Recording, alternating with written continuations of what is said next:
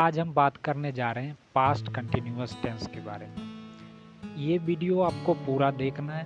पूरा देखने के बाद अगर आपने पहले पास्ट कंटिन्यूअस टेंस का वीडियो यूट्यूब पे देखा है या कहीं आपने सीखा है तो आपके किसी तरह के डाउट्स अगर हैं तो वो डाउट आपको क्लियर हो जाएंगे हमेशा के लिए। तो सबसे पहले आप पास्ट कंटिन्यूअस टेंस को कॉन्सेप्ट के बारे में समझें। कॉन्सेप्ट समझने के बाद इस वीडियो को पूरा देखिए। वीडियो देखने के बाद आप सभी तरह के सेंटेंस राइट डाउन कीजिए। राइट डाउन करने के बाद उसको खुद से बोलने का प्रैक्टिस कीजिए। जब आप बोलने का प्रैक्टिस कीजिएगा तो आपको याद भी होगा और उसके बाद आपका माउथ का एक्सरसाइज भी होगा जिससे आप अच्छे से प्रोनाउंस कर पाएंगे। उसके बाद आप जब राइट डाउन करते हैं तो फिर आप नया सेंटेंस खुद से बनाने का कोशिश कीजिए। अपने आसपास के में देखिए जो इस तरह का सेंटेंस कहाँ फिट हो रहा है तो उस तरह के सेंटेंस इसी स्ट्रक्चर में आप बनाने का कोशिश करें। बनाने से आपको आदत हो जाएगी और सबकॉन्शियस माइंड में आपको ये चीज़ें याद हो जाएगी तो उसके बाद सेंटेंस खुद से बनने लगेंगे और बोलने में कहीं भी आपको हेजिटेशन नहीं होगा। तो चलिए हम शुरू करते हैं। अब देखते हैं इसमें पास्ट कंटिन्यूअस में कॉन्सेप्ट ये है जो पास्ट में कोई काम चल रहा था। ठीक है, इतना ही समझ लीजिए। पास्ट में कोई काम चल रहा था, पास्ट में कोई काम हो रहा था, उसके लिए हम पास्ट कंटिन्यूअस टेंस का यूज करते हैं। और इसमें देखिए हिंदी वाक्य में उसका पहचान क्या है। जिस वाक्य के अंत में रहा था, जैसे खेल रहा था, पढ़ रहा था, ऐसे होगा रहा था, रहे थे, रही थी, रही थी। ये सभी तरह के वाक्य के अंत में पहचान होता है हिंदी वाक्य के अंत में। इसका स्ट्रक्चर है सब्जेक्ट आएगा पहले, उसके बाद वाज या वर आएगा, वर का पहला रूप आएगा प्लस आईएनजी आएगा, उसके बाद प्लस ऑब्जेक्ट आएगा। यहाँ प्लस देने में मिस्टेक हो गया है, प्लस ऑब्जेक्ट आएगा। ठीक है, या आप वर्ब का चौथा रूप कह लीजिए। वर्ब का चौथा रूप आईएनजी होता है। ठीक है, तो इसमें सब्जेक्ट वाज और वर, वाज लगेगा फर्स्ट पर्सन सिंगुलर सब्जेक्ट के साथ और बाकी सभी के साथ वर का प्रयोग होगा। ठीक है,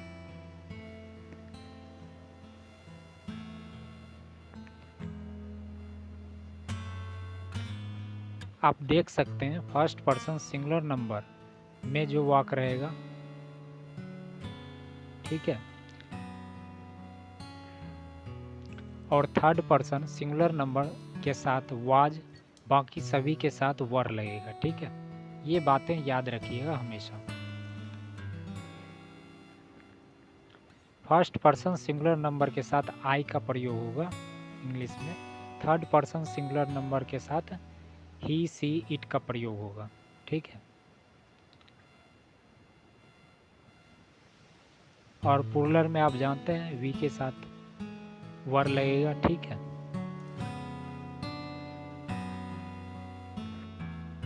पास्ट कंटिन्यूअस अफर्मेटिव सेंटेंस अब स्टार्ट करते हैं।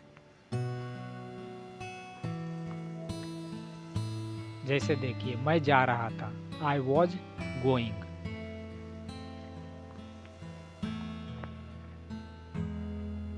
हम जा रहे थे, वी वर गोइंग। इसको वेयर नहीं पढ़ेंगे, वर पढ़ा जाता है। इसका प्रोनाउंस इसका वर है। ठीक है, सही प्रोनाउंस।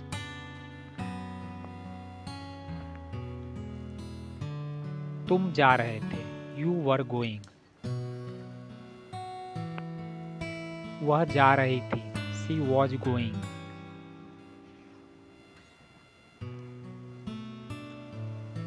वह जा रहा था, ही वॉज गोइंग। यह ही इसलिए आया है, थर्ड पर्सन सिंगुलर नंबर है तो ही के साथ वॉज का प्रयोग होगा। वर्षा हो रही थी, it was raining. Third person singular number है इट, इसलिए वॉज का प्रयोग हुआ है। सीमा जा रही थी, सीमा थर्ड पर्सन नाम है, सिंगुलर नंबर में है, इसलिए वॉज का प्रयोग हुआ है। सीमा वॉज गोइंग।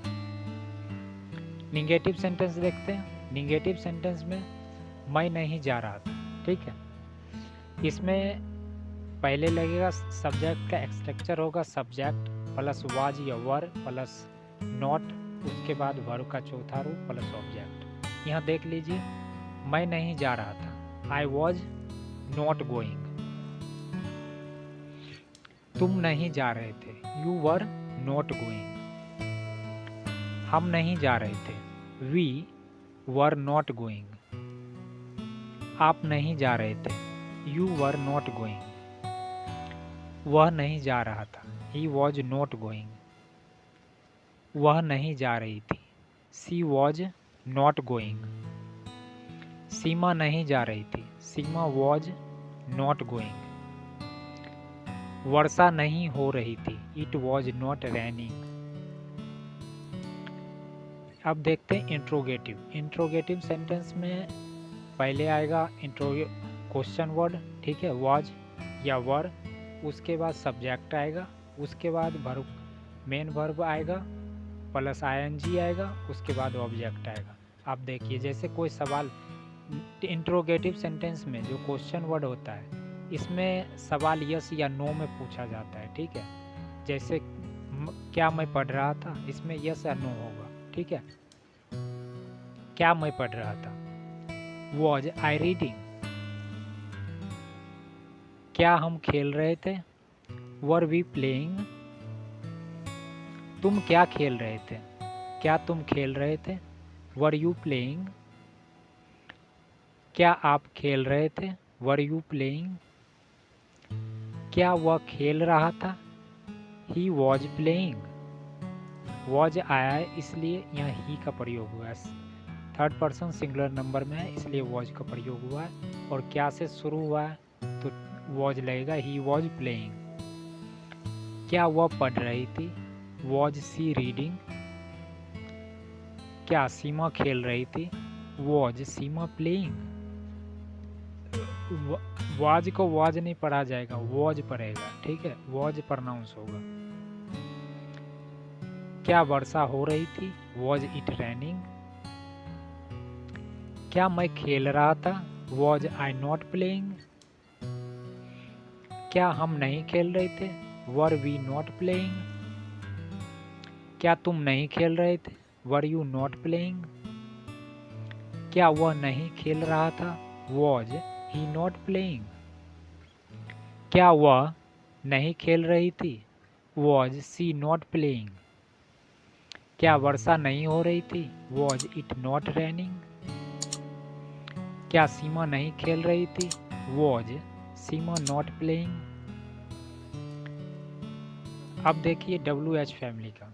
WH फैमिली में जैसे आप देखते हैं व्हाट, वाई, व्हेन, इस तरह के सेंटेंस इसकी शुरुआत होती है, जैसे क्या, क्यों, कब, कैसे, इस तरह के लिए, ठीक है। तो इसमें स्ट्रक्चर होता है, जैसे आएगा व्हाट आएगा प्लस वॉज या वर आएगा, उसके बाद सब्जेक्ट आएगा, उसके बाद वर्ब का चौथा रूप आएगा, उसके बाद ऑब्जेक्ट आएगा, ठीक है। तो हम शुरुआत करते हैं। मैं क्या खेल रहा था, इसमें जैसे ये पूछा जा रहा है जो आपको बताना पड़ेगा जो आप क्या खेल रहे थे, इसमें यस नो नहीं चलेगा। जो इंट्रोगेटिव में चल रहा था उसमें यस नो के जैसे पूछा जा रहा था सवाल, इसमें आपसे पूछा जा रहा है जैसे मैं क्या खेल रहा था, तो वो बताना पड़ेगा जो उसको क्या खेल रहे थे डिटेल में, ठीक है। तो ये इस सेंटेंस का खासियत यही है, वॉट वॉज आई प्लेइंग। हम क्या खेल रहे थे, वॉट वर वी प्लेइंग। तुम कब खेल रहे थे, व्हेन वर यू प्लेइंग। आप कहाँ खेल रहे थे, वर वेयर वर यू प्लेइंग। तुम कब खेल रहे थे, व्हेन वर यू प्लेइंग।